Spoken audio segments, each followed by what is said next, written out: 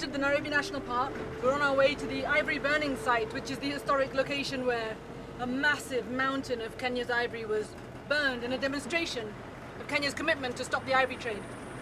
And just this morning, over a ton of ivory was seized at the Nairobi airport. It was in 15 different containers. It was about to be shipped out of the country. It was found by the police.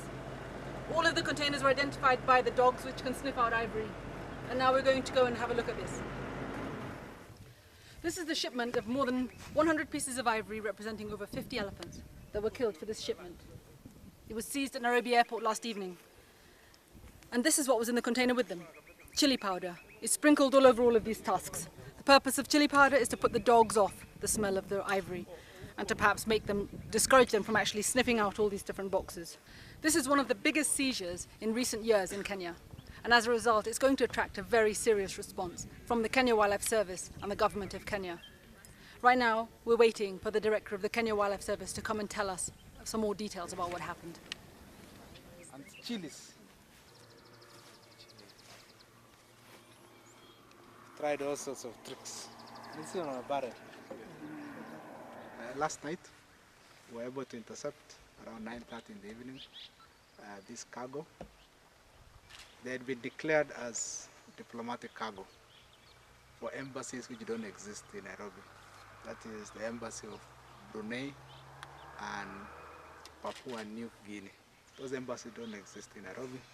So it was definitely clear that's a fake address. And we have been able to arrest one person, and we hope that that one person will lead us to the other suspects. There are in total 115 pieces, and you can see they have different ages. Some were buried seemingly for a long period, some are a little more fresh. So you could see that somebody somewhere who collects them. As they are now, we don't know exactly where they come from. They could have come from any of our neighboring countries or Kenya internally here. It could have come from anywhere. The ivory was going to Nigeria.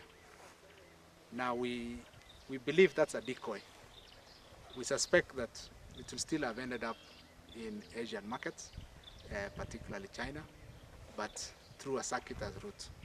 Of course, that increases costs significantly of the freight, but there must be a lucrative market.